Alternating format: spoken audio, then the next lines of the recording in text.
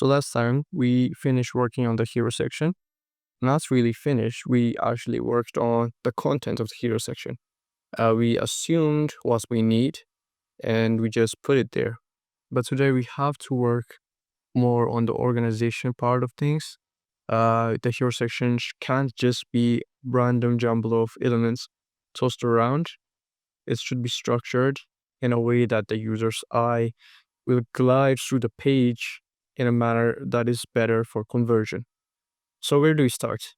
I'm going to have a 2-column approach, first of all.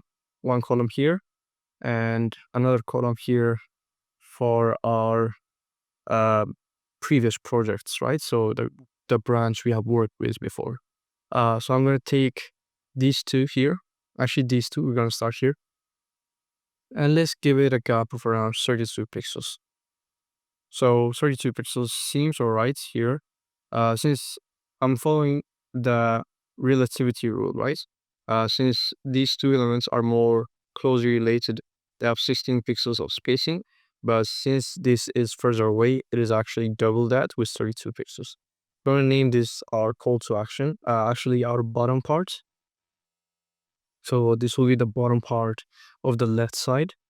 And let's just take this and label this as the left side. Now I'm gonna go with around 186. So 186 is a divisible of 6.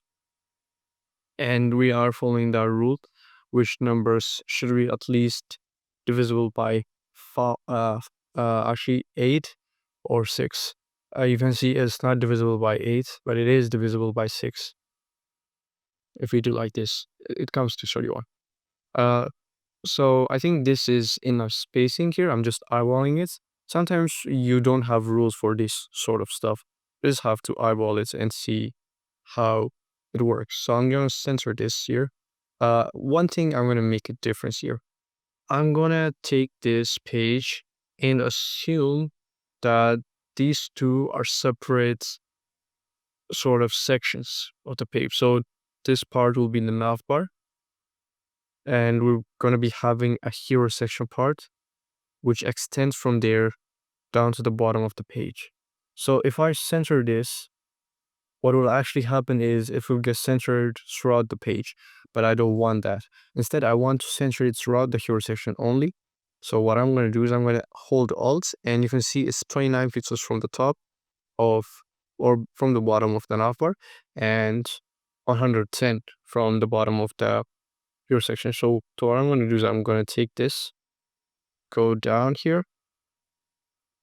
Now I'm going to go up, just trying to balance the numbers. So you can see now it's 69 here and 70 here. I'm going to go one up because I want to have the upper one relatively smaller. And at the current stage, I think this works much better.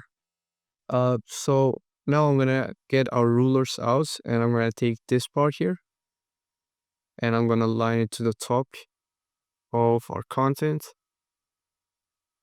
And I'm going to take another ruler. I'm going to align it to the bottom of our content here, not there actually.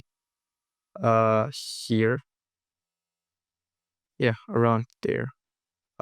So now we have a place to confine the primary elements here. Now this button here could actually overflow.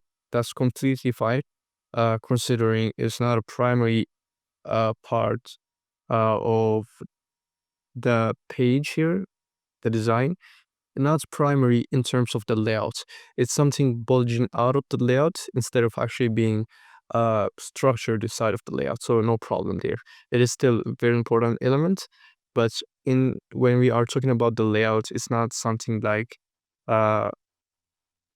it's not something that is inside of the layout. I'm not sure if I'm explaining this correctly, but if we have elements stacked on top of each other in a regular manner, then this is not actually just another part of the element. This is actually something overflowing, and it's more of an accent in terms of the layout. Hopefully that's clear. So now we have this part, and we can take it and we can shift A here and this will be the right side. So as we said, we're going to be having a 2-column approach, and we're going to be center aligning everything here. And I want to have this to the side of this guideline, which we already created in the previous videos. So you can go back and check that out. So now I want to have like something in the center, right? So right at the center of the page, I want something uh, of a separator. So what I'm going to do is we can actually have just some sort of line here passing through the page, just a 1 pixel line that we're going to be using as a reference. And let's make this white so that we can see it. So you can see that there's a reference line, and typically this would be like good enough to work with, but we might change some part of that, or we might actually leave it like that. For now, let this be our separator line between these 2 columns. We obviously will be changing it in a minute. So let's get our brand lines guides out, and we can actually drag the line over it so that we can now remove it. We don't need it anymore. So we have this separator line, and we can take this, and the idea here is that this should be centered, but as it gets centered, it should be within this box already prepared by this section here. We want structure, and this is more of an accent, so we're not going to be getting enough structure from there. But by using this more structured and more solid parts, we can have a better understanding of how this should be laid out. Now I'm going to be using the same spacing here, and I'm going to just take this part and try to center it here in terms of. So I think we're going to be needing another line here, and this line should be something like in the center here, in the center of this part. So let's just drag out another line here using our just line tool, and here it should be sort of centered around here. So I think around here is fine. So we're going to be taking out a line here and putting it right there. And let's remove this. Let's hide the rulers.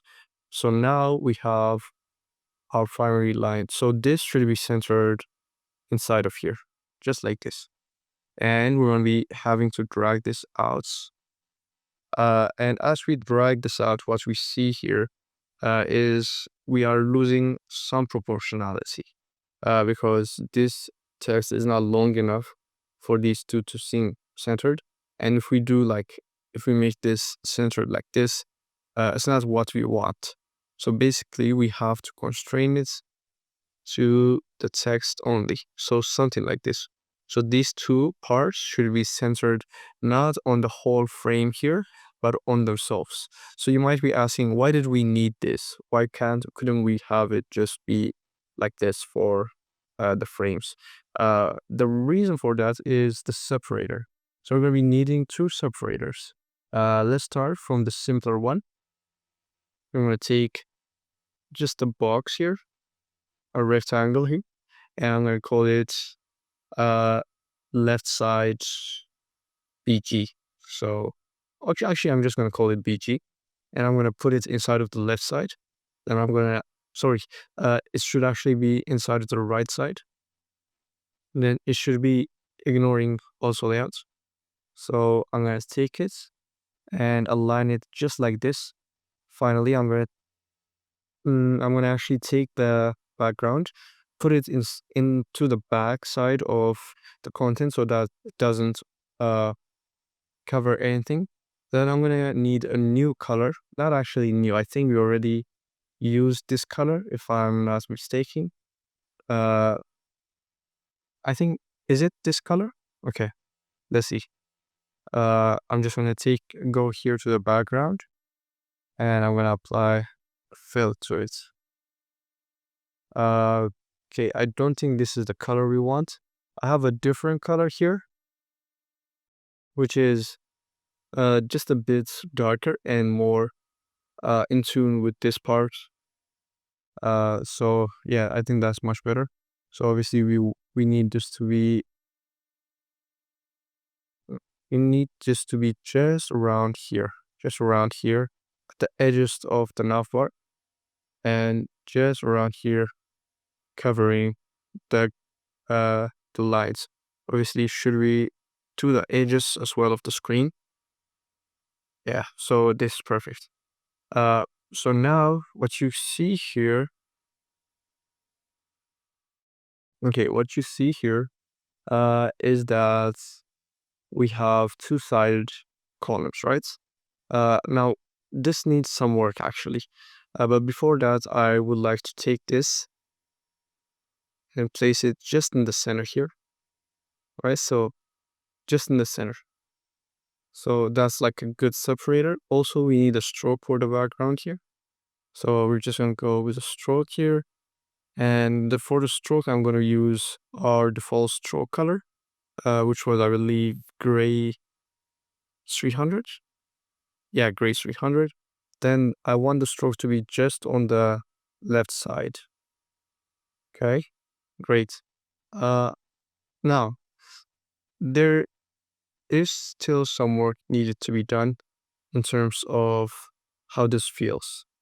At its current stage, this feels poorly distributed. Like there is too much empty space here, compared to this side. So what we need to do is we need to take this.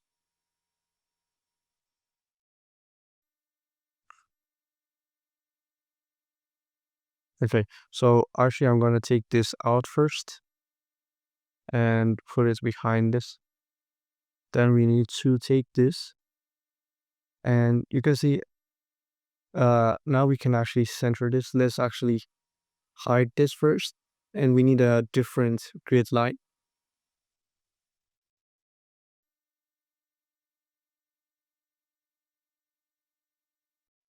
to pass through the center of this here. So just take this, just a regular line again, and we want to center it something here, around here, right? So just here. So then we want to actually, let's hide this. We want to get our grid lines, and yeah, here. Okay, so I believe this is correct. Yeah, okay, so here. So now we can just hide this vector, actually delete it. Then we're gonna take this and we want to center it right here on this line and this axis. So now you can see now there is even distribution on both sides, and the content feels properly spaced and distributed. Now one thing to note here is that maybe we can actually fill the space to the bottom here.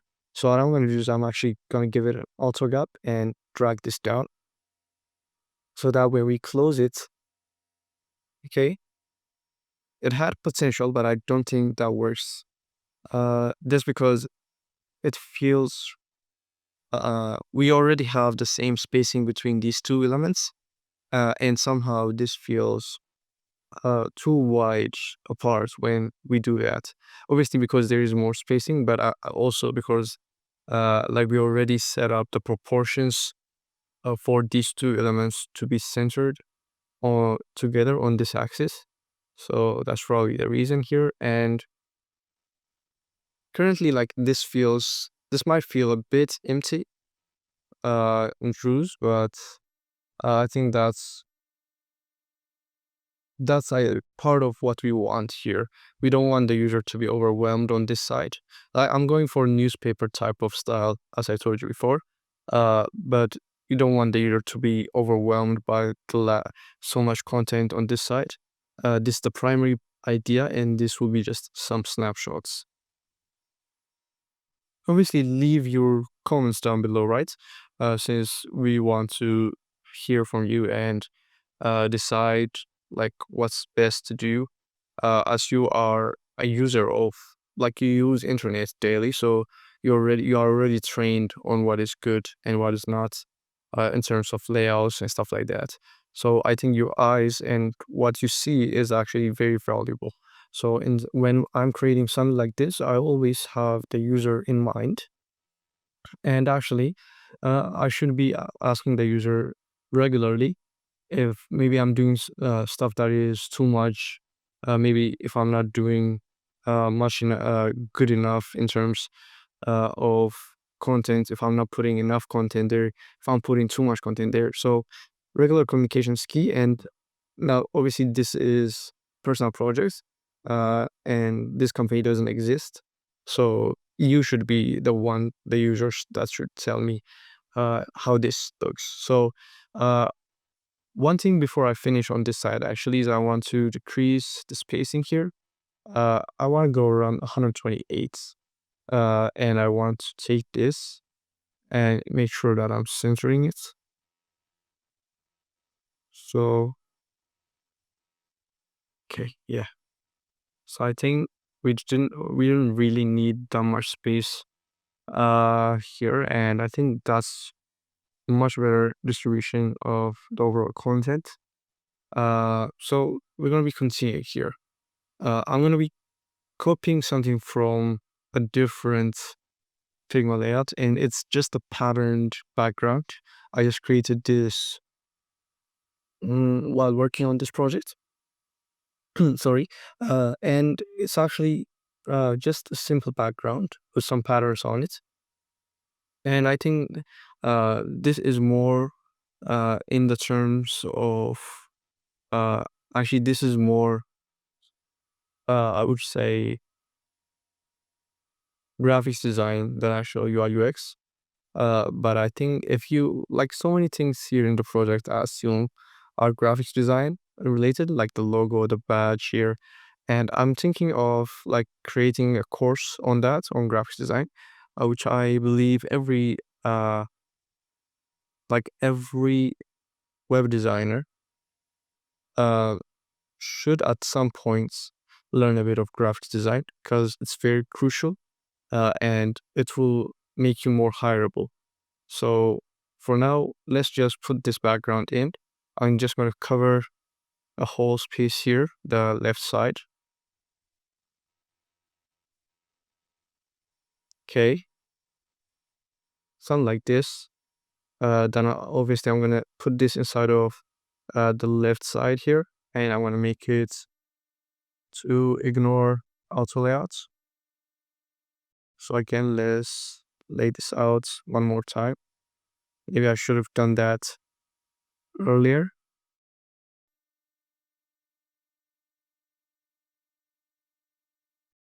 Okay, just placing it properly.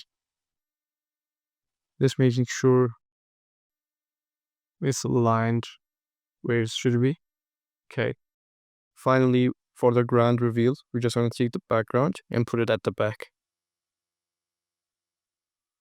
So we are left with a design that looks like this, which is a lot more structured than what we started off with. Uh, but I think I really like it. Obviously, with the way things are structured here, and it's sometimes a bit difficult to like lay out something that's going to be changing, like a dynamic carousel, for example, in this case. But I think we did pretty well here. Like there is obvious distribution of content. Your eyes know where they should go. They obviously have a clear visual hierarchy guideline. You start by looking at the logo, then you go to the name and you might read somewhere about the brand. Uh, and also you always have this staring out on you to learn more about this, maybe read a case study on it. But that's it. Now we have done so much here on the hero section, and while doing this, we actually did not build up our variables and color selection, stuff like that. So we're just going to be finishing off today. We're working on some just design systems, and I'm going to make this very quick, and I'm going to do it fast. So obviously, take the colors that we already have and assign them to their proper style color. And here, okay. For example, these colors, I don't think we have anything for them. What is this color actually? Okay. For this one, maybe instead of introducing a new color, we could try to do something like this. Maybe this looks nice. Or maybe we can do the regular pink here. This looks nice as well, but I really like this one, so I'm just gonna do that there instead of introducing a new color, obviously. Then for this darker one, I think this is the darkest pink we're gonna be having, so I'm gonna call it our pink. Okay, not there. Let's close the action panel here. I'm gonna call this into our style variables, obviously. Our pink 100, the darkest pink we could go. And for this one, I think this is going to be, so we have two like green colors, dark green. I think it was mint. So this will be mint 200, just of the darkest. And actually, we made a mistake here.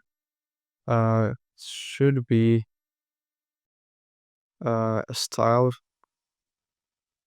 Okay, Figma is breaking up here for some reason. Let's go into here and just delete this.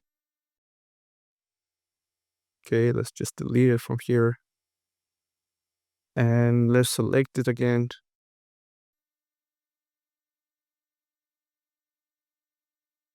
Okay. Yeah, so now we're gonna select this color again. Go to add style to it, and we're gonna call this mint 200. Okay, that's proper. So then we're gonna be going back and making this mint 100 instead. And finally, we have this sort of black color. And actually, if you noticed, this is actually darker than our gray 100. So it's actually darker than that, which is actually something I want. This is more of an accent color for the backgrounds and stuff like that. So I'm actually going to select this, and I'm going to, this is a special case. We're going to go with actually inside of style. We're not going to make that mistake twice. I'm going to go with gray. Actually, it's not even gray. I think it is a pattern background. So it's going to be line pattern or slash pattern. Okay, slash pattern VG. By the way, the reason I'm calling that slash pattern is actually interesting. The way I made this is by using a pattern of just forward slashes, if you look at it. But I just adjusted some properties and the spacing and stuff, and it turned out cool. But ultimately they're just forward slashes, so that's why. Okay, so we have our colors. Obviously, we have to go back to the system, and we have to apply it there. So, okay, so let's go here. We have our pink 100.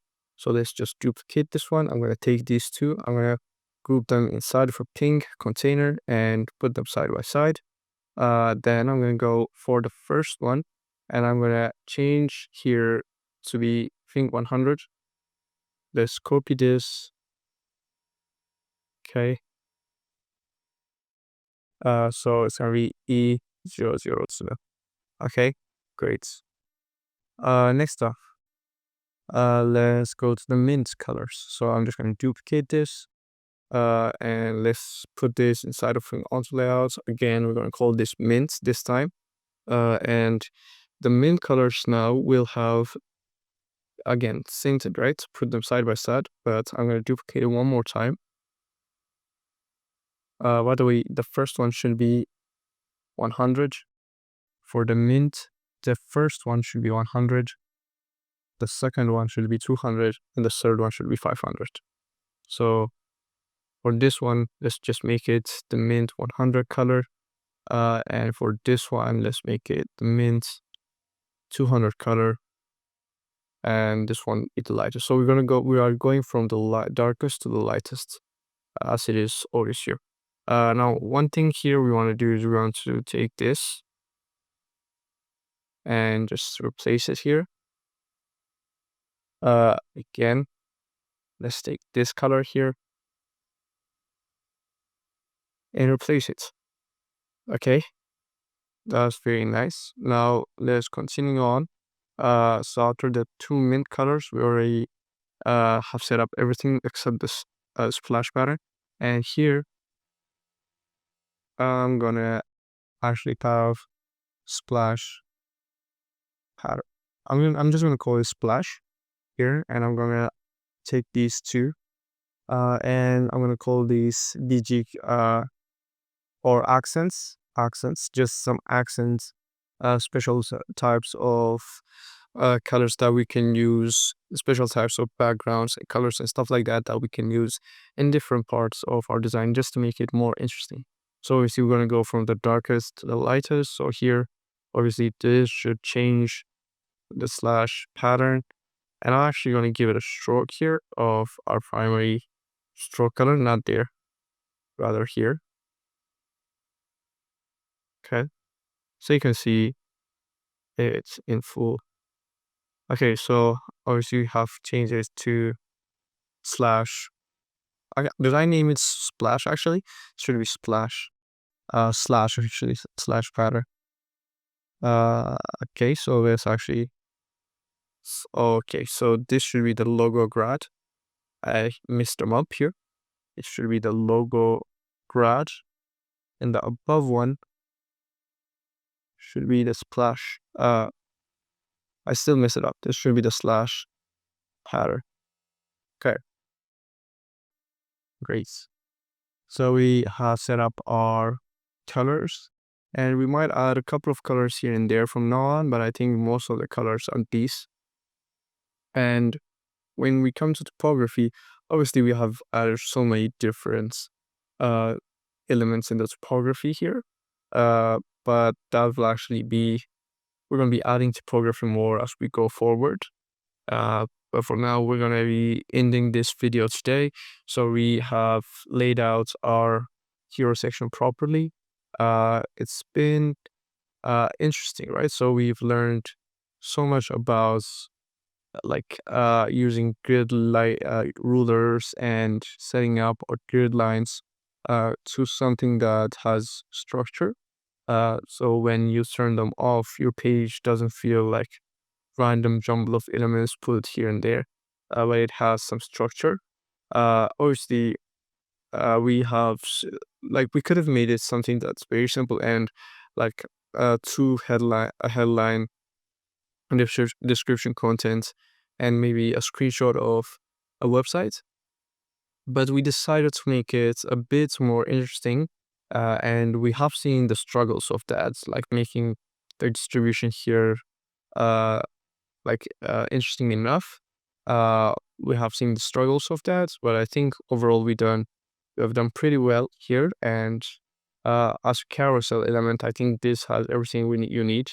Next time we'll be continuing with more sections of the hero the page actually, and I think this series is going pretty well. Thanks for the support again.